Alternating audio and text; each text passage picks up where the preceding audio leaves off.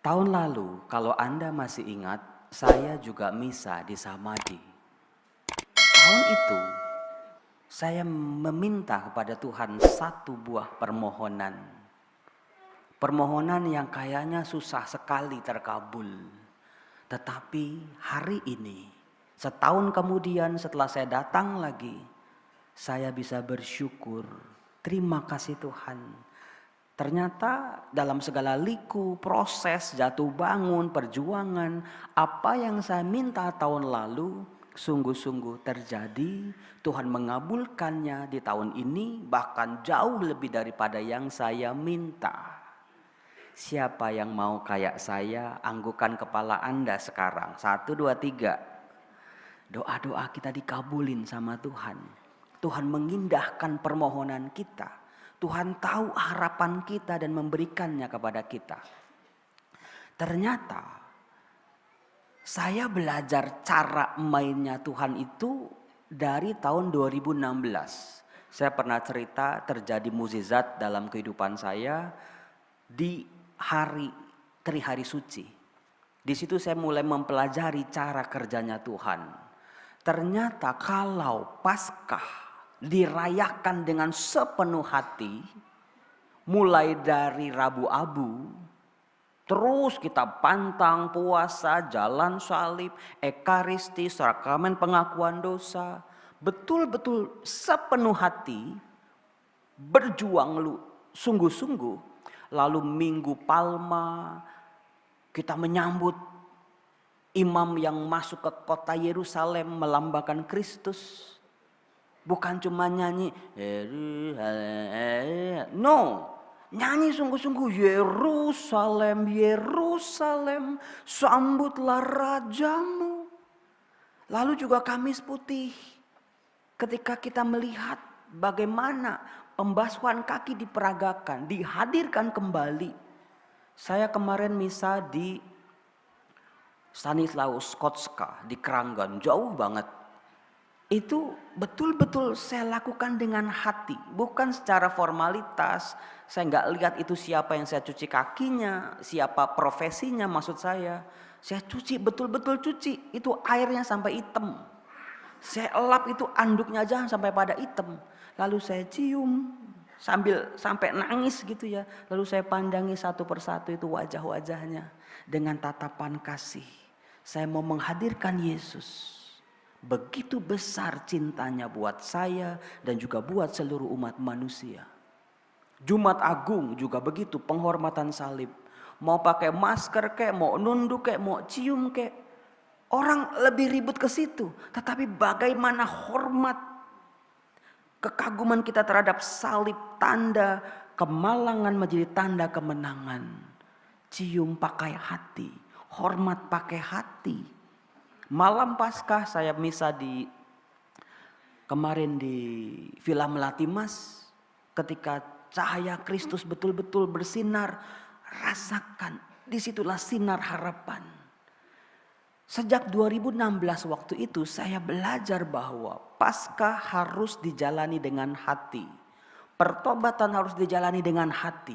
Ekaristi dijalani dengan hati, sepenuh diri kita.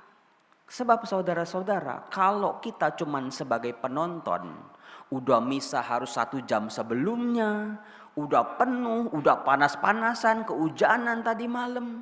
Kita sebagai penonton, orang-orang Yahudi 2000 tahun yang lalu juga hanya menonton peristiwa salib. Kalau kita cuma mencium salib Kristus tanpa hati yang sungguh-sungguh, Yudas Iskariot juga mencium Yesus tapi dengan pengkhianatan.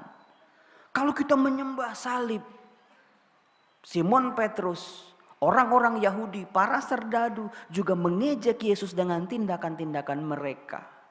Maka dari itu saudara-saudara, betul-betul rayakan Paskah ini dengan sepenuh hatimu. Berilah yang terbaik buat Tuhan. Karena rahmat sedang mengalir besar-besar dalam diri kita manusia. Dalam Minggu Paskah ini betul-betul bacaan-bacaan ditawarkan kepada kita. Bagaimana gereja perdana 2000 tahun yang lalu berusaha dengan terang Roh Kudus menangkap apa yang terjadi dengan peristiwa Yesus dari Nazaret.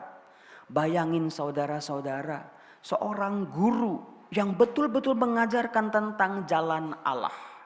Yesus tidak pernah mengajarkan tentang dirinya sendiri, tetapi selalu dalam kaitan dengan Allah.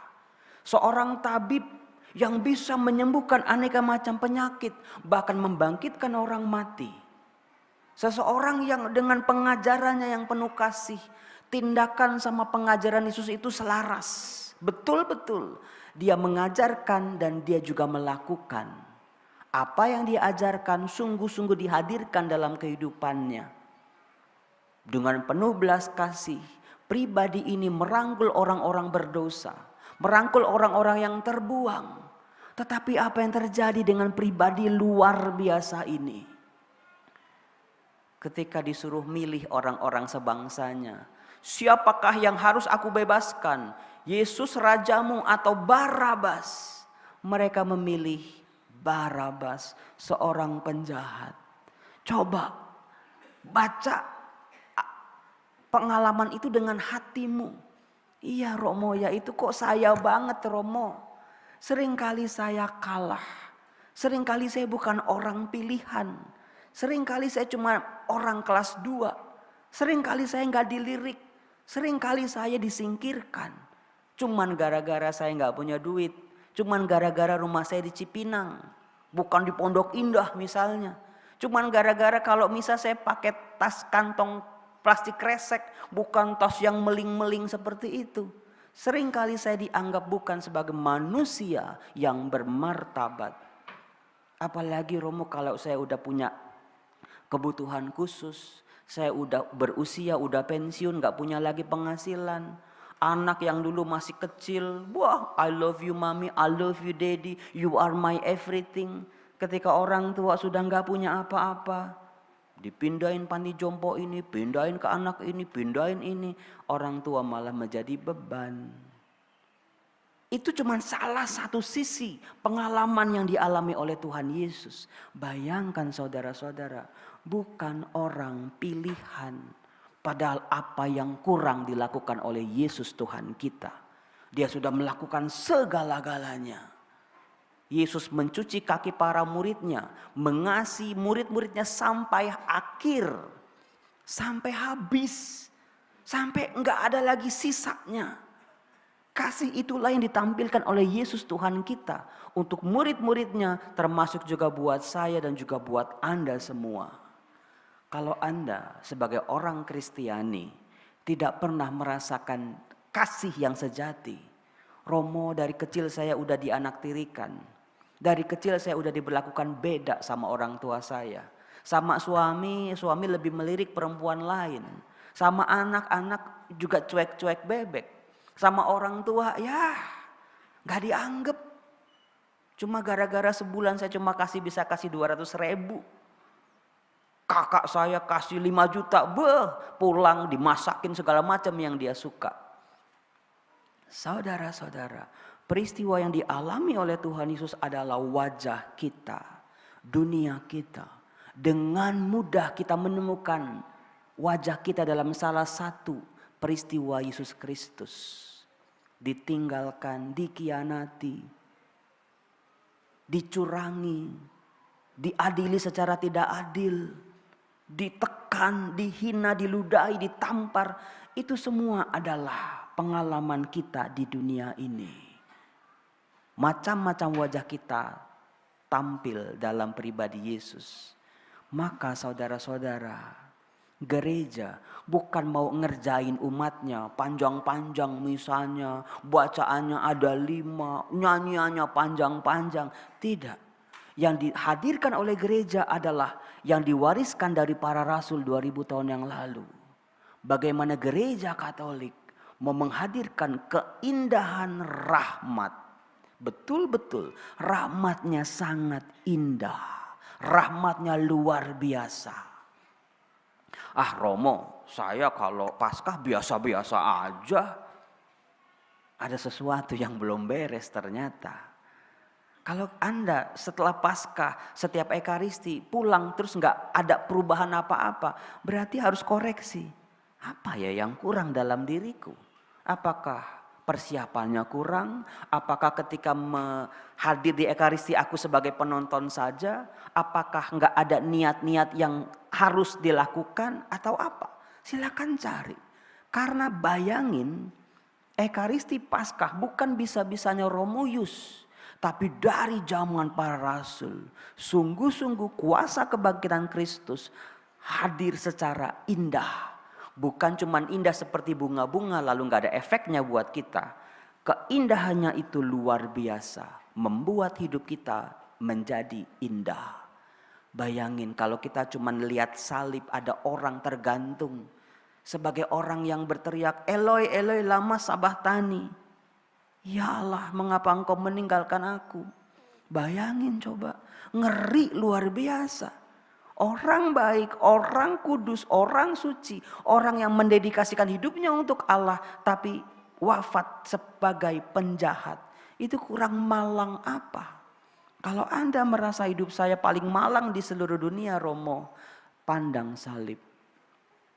Di situ Yesus sudah menghadirkan buat kita penderitaan kita.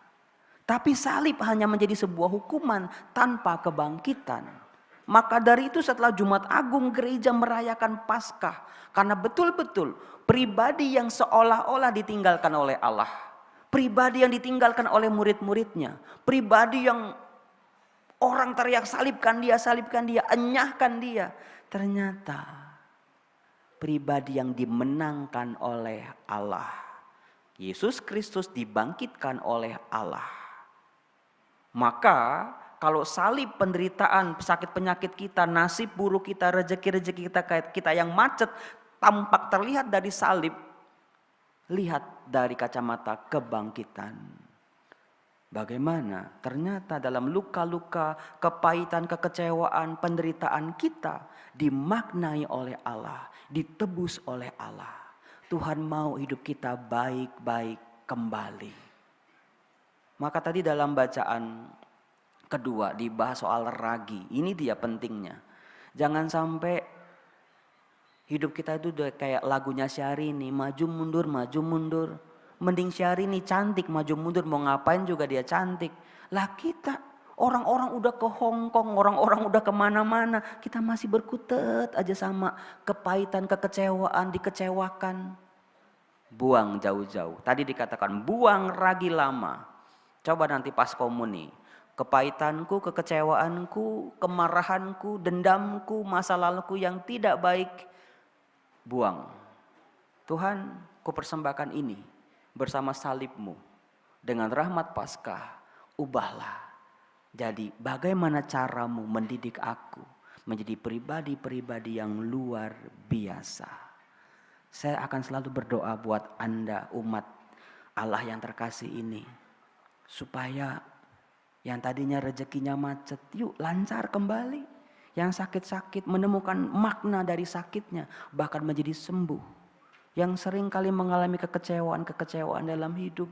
Yang sering kali nangis kalau malam-malam gak ada orang yang tahu. Diubah menjadi air mata kebahagiaan. Maka dari itu untuk menutup khotbah saya, karena PW udah ditutup sama Romo Yus, ya saya mau nyanyi sekarang aja deh. Ya mau ya. Bentar. Satu lagu yang betul-betul bisa menampilkan diri kita di hadapan Allah.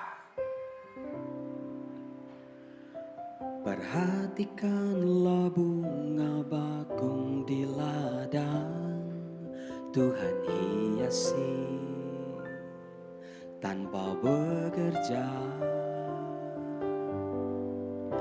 Apalagi kita orang percaya, Tuhan pelihara,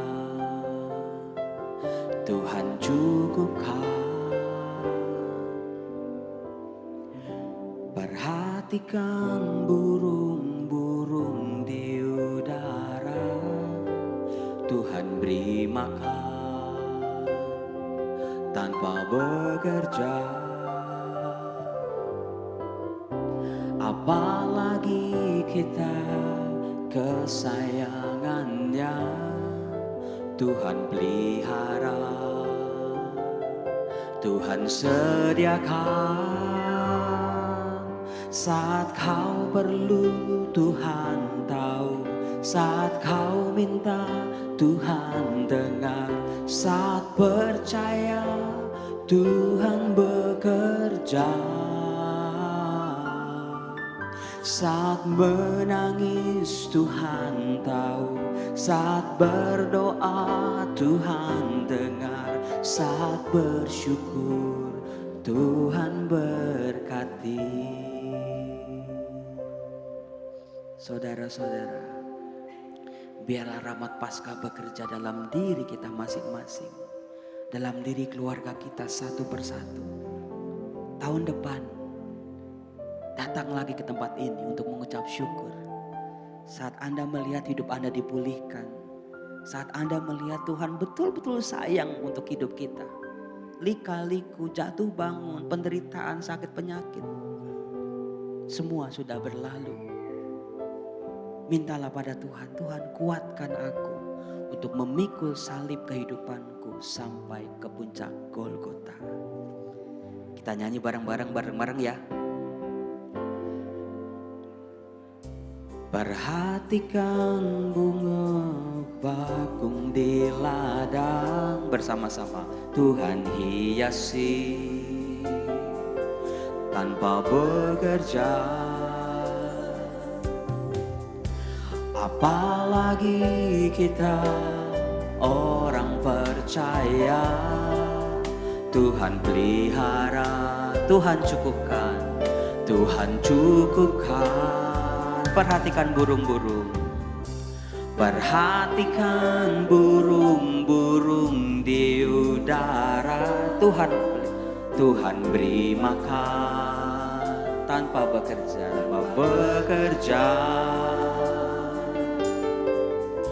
Apalagi kita kesayangannya, Tuhan pelihara, Tuhan sediakan, Tuhan sediakan.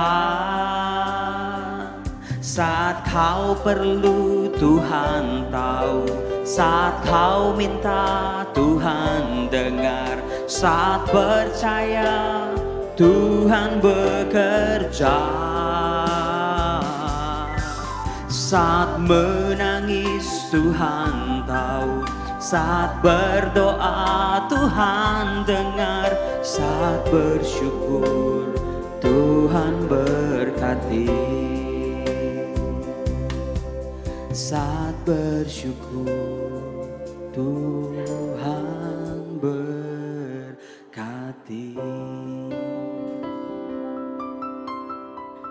Kalau nanti hidup Anda dijamah oleh Tuhan, jangan lupa bersyukur, supaya rasa syukurmu jadi saksi buat orang lain.